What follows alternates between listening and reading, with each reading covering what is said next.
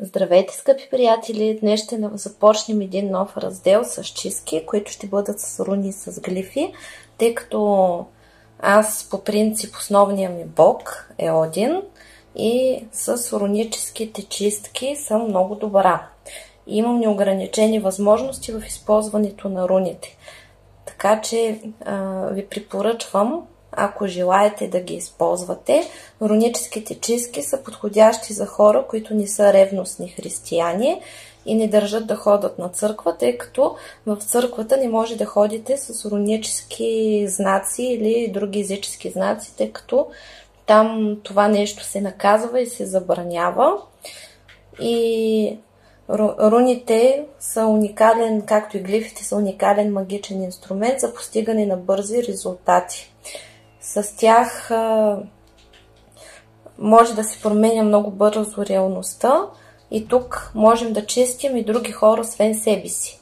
Този ритуал сега, който ще направим, е за облегчаване на симптомите по време на чистене, тъй като във всички видове изчистване, не само в руническите, в другите ритуали, има различен негатив и този негатив излиза по различен начин. Сега този ритуал ще бъде подходящ да се започне с него, да се поставят лечебни програми с цел да се смекчат симптомите. И тук ще дам разяснение и какво чистим, тъй като когато има симптоматика по време на изчистване, тогава се получава така, че ние разбираме какво точно чистим. Но първо ще ви дам правилата. Когато използваме рунически чистки, това не може да бъде безплатно, тъй като няма безплатен обяд като цяло в магията и аз съм го предвидила как да заплащате, тъй като вие първо отново тук ще плащате със своето време и енергия, което ще вложите, за да гледате този клип. Също така тук е задължително да гледате рекламите, за да може да се извършва символично заплащане и да уравновесим кармата, тъй като когато използвате някакъв магичен ритуал и не си заплатите, то висшите сили ще ви вземат таксата по един или друг начин. Дали със здраве, дали с имущество, по-добре да не рискувате. И затова препоръчвам, който ще ползва руническите чистки, задължително трябва да гледа рекламите тук и също така след приключването на ритуала да запали свещ за благодарност на Бог Один.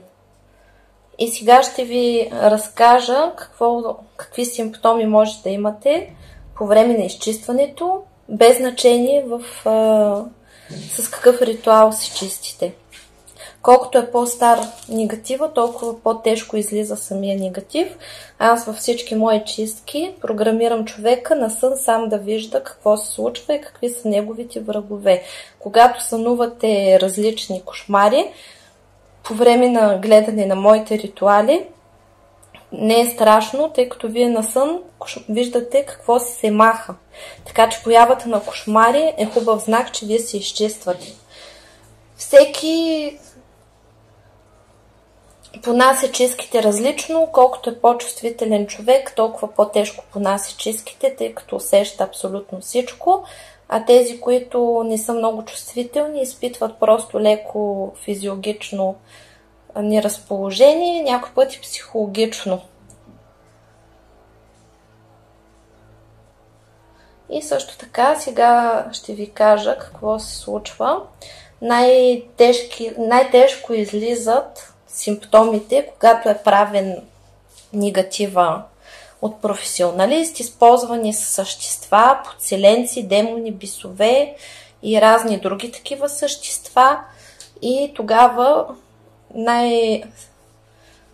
най-силно се появяват различните симптоми. Когато много тежко също се изчистват, това е когато се чистят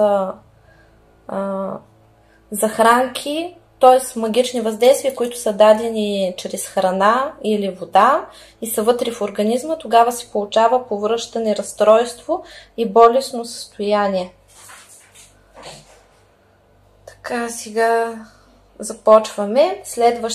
Следните симптоми започват по този начин. Когато боли глава, получава се мигрена. Това се появява, когато се изчиства въздействие на подчинение. Подчинението се прави задължително, преди да се направи негативно въздействие, за да се принуди човека да прави каквото иска конкретния магьосник. Също така се чистят мороки, уморочки. Това е когато се изкривява съзнанието и човека ходи като магьосан, не знае къде се намира, няма реална представа какво се случва с него. Също така зомбиране, блокажи най-различни. Блокажите могат да бъдат свързани с запечатване на магични въздействия, както и на блокажи с рода или блокажи към висшите сили. Гадене и повръщане, с което може да стигне до много силно повръщане. Това вече е чрез захранки. Също така може да се случи и от магии за любов, които са правени с менструална кръв или друга кръв за жертвоприношение. И тогава може да се наблюдава много силна агресия при мъжете, когато се изчиства захранване с цикъл. Мъжът става много агресивен и първоначално всички подобни чистки протичат с агресия от негова страна, къвги, раздели, после нещата се поправят. Сълзи, депресии, нещастно и тежко състояние е когато са правени въздействия на сълзи и на нещастие, както и на страдание. Това е от рода въздействие бял ден да не види и да живее като умрял един вид или като умрял. Също така подобни симптоми може да се появят, когато са правени различни въздействия, когато на човек му е правено на страдание, може да му е правено на любовно въздействие, за да страда по конкретен човек, както и действия за раздяла и за скандали с любими хора. Когато има раздразнителност, нервност и агресия, това са въздействия на къвги, скандали и на развод. Агресивност има и когато и колкото по-силна е била агресивността, толкова по-силни са били въздействията. Агресията от страната на партньора показва, че е правено въздействие чрез различни същества на скандали и на раздяла. Когато ви боли гръбнака и долу към опашката и кръст също, това са родови негативи, които се чистят. Шум в ушите, когато ви бучат ушите и симптоми на отит, това е когато се чистят подчинения и мороки с същества. И тогава се изгаря съществото, а такъв вид въздействие, когато ви се сложи същество, което да ви внушава различни неща. И тогава може да получите отит и може от ухото да изтече и течно също така, или да започне голямо производство на ушна кал. Неприятни усещания в ръце, крака, изтръпване, където стават безчувствени, иглички, болки всякакви. Това е когато са ви вързвали късмета, вързвали са ви ръцете и краката и най-често това е правено чрез гробища. Това се прави, за да не ви върви, да нямате пари, да нямате любов и въобще да бъдете в задънена улица. Междуребрените невралгии дават много въздействия негативи.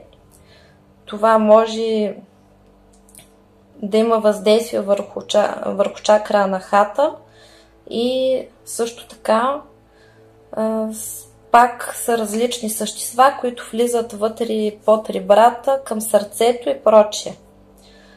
Те са също за страдания, да не ви върви, да се мъчите, за депресии и такива неща.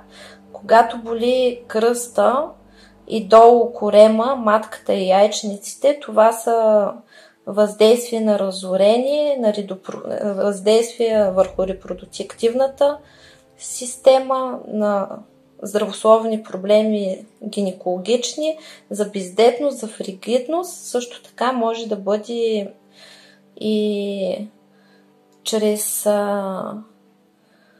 различни... Тази магия се нарича на руски пълзун, но това е с използването на различни боболечки, паяци и гробищни боболечки, които са много неприятни. И също така се затваря всички долни чакри, първа и втора, и просто на човек не му върви в личен живот.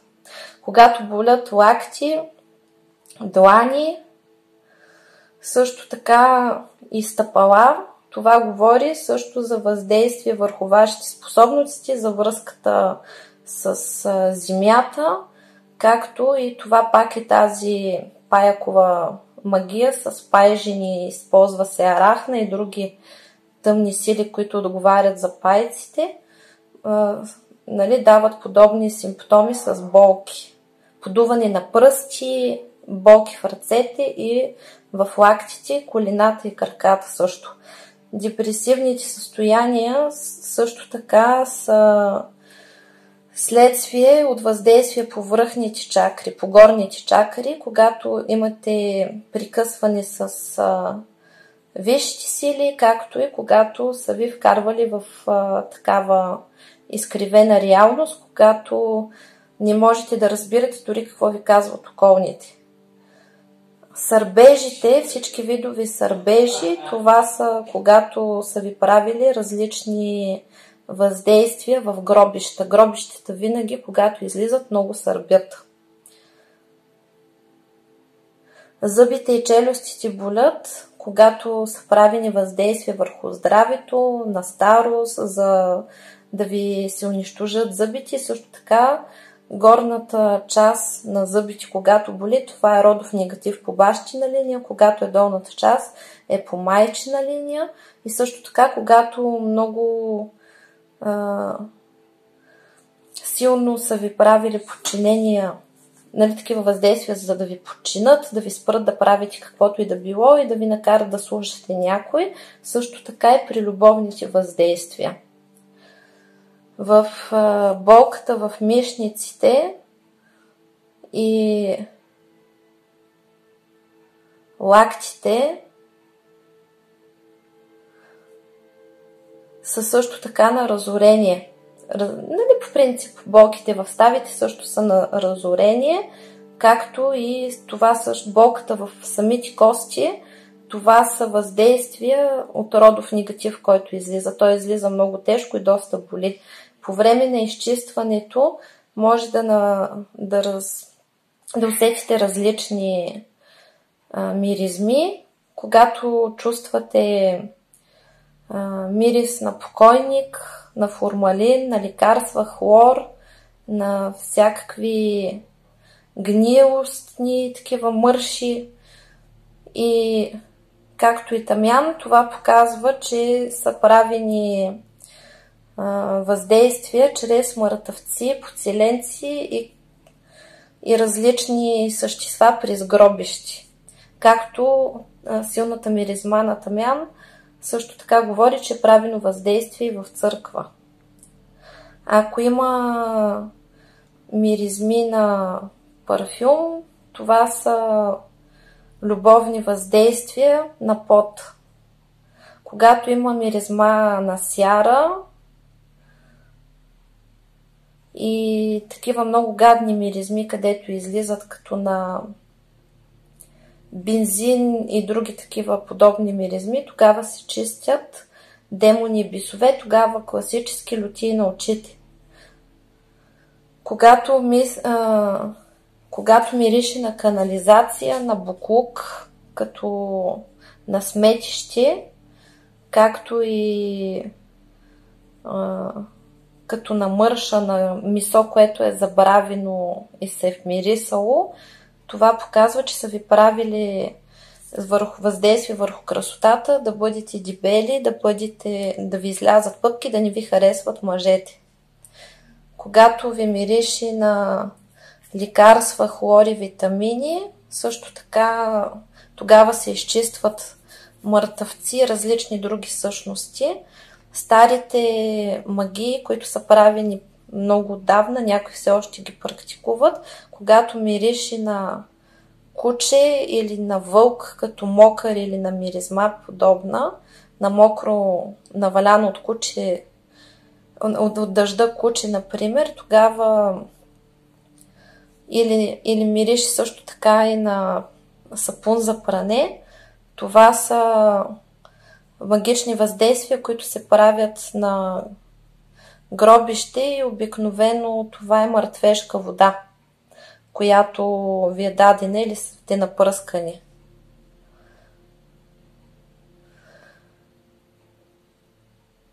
Когато ви мирише на фекалии, на тоалетна, това е въздействие върху вашата красота и върху личния ви живот, така че вие да миришете на противоположния пол и никой да не ви харесва и вашите партньори да бягат от вас. Също така, когато ви е много студено, се чистят въздействия пак през гробище и такива, които са за смърт и болести. И така, сега симптомите могат да бъдат страшно много.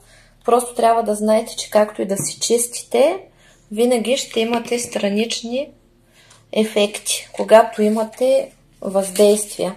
Сега ще запаля свеща и тук ще направим въздействие с руни и с глифи, като аз само ви казвам, че това ще бъде за изчистване на последствията от негатива, облегчаване на симптомите, изчистване на различен негатив, като аз няма да казвам на глас какво чета, тъй като вашите врагове не трябва да знаят какво точно правя и какви структури сглобявам. Вие просто, когато ви кажа, ще си казвате своето име.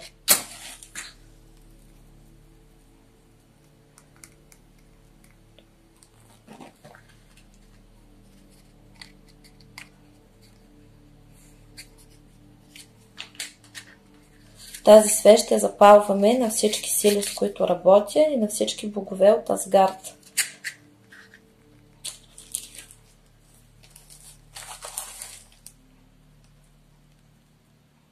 И започваме. Този став ще работи за мен и всички, които ме слушат. Кажете своето име. Ще работи 10 дена. И след 10 дена повтаряте и гледате отново клипа. След 10 дена дадения став ще се освободи с любов и благодарност.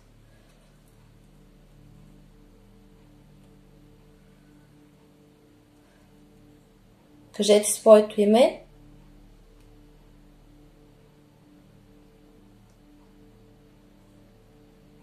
Кажете своето име. Кажете своето име.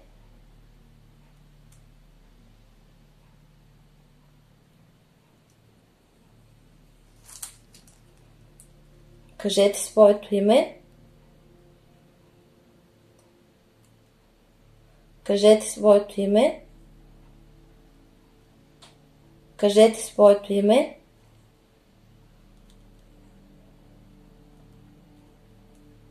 Кажете своето име. Кажете своето име. Кажете своето име. Кажете своето име. Кажете своето име. Кажете своето име.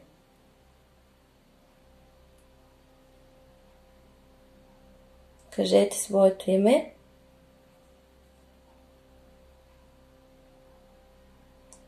Кажете своето име. Кажете своето име. Кажете своето име. Кажете своето име. Кажете своето име. Кажете своето име. Кажете своето име.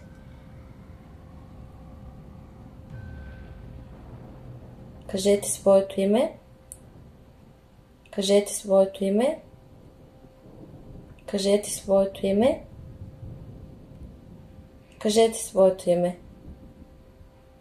Кажете своето име. Кажете своето име. Кажете своето име. Кажете своето име. Кажете своето име. Кажете своето име. Кажете своето име.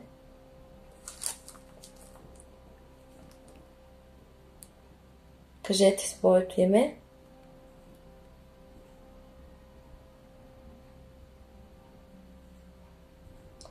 Кажете имената на своите близки. Мъжа ви, деца, мъжа, съпругата, съпругата, децата, майки, бащи, братя и сестри. И без вреда на домашните животни. Кажете имената на домашните си животни също тук.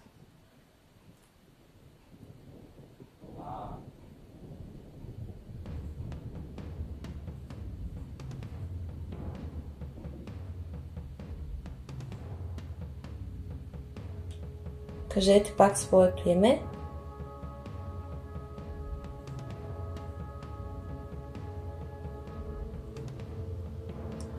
Кажете своето име.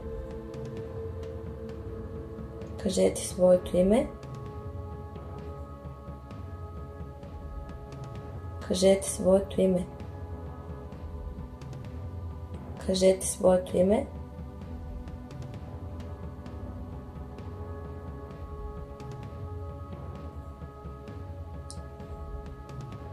Кажете своето име.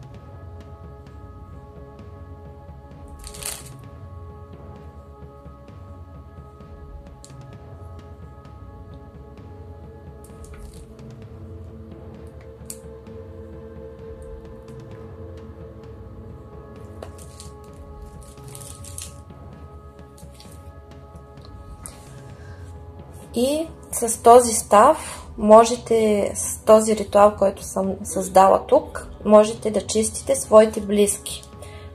Той изчиства негатив и помага за използването, когато използвате следващите други ритуали, които ще пусна, ще смягчава изчистването и симптомите. И също така, можете, близките, които можете да чистите, това е вашия съпруг или съпруга, майка, баща, деца, а също така и братя и сестри, но без децата на сестрите, без разрешение. Като ритуал е нужно да се гледа толкова пъти, на колкото човек ще го сложите.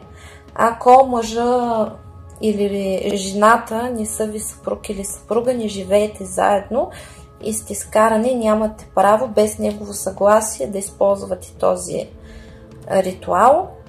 Но имайте на предвид, че когато чистите себе си, в този случай чистите и своя любим. Аз ще направя и други такива чистки. Най-добре е, нали, да питате, ако искате да използвате за приятели и други близки, искайте тяхното съгласие.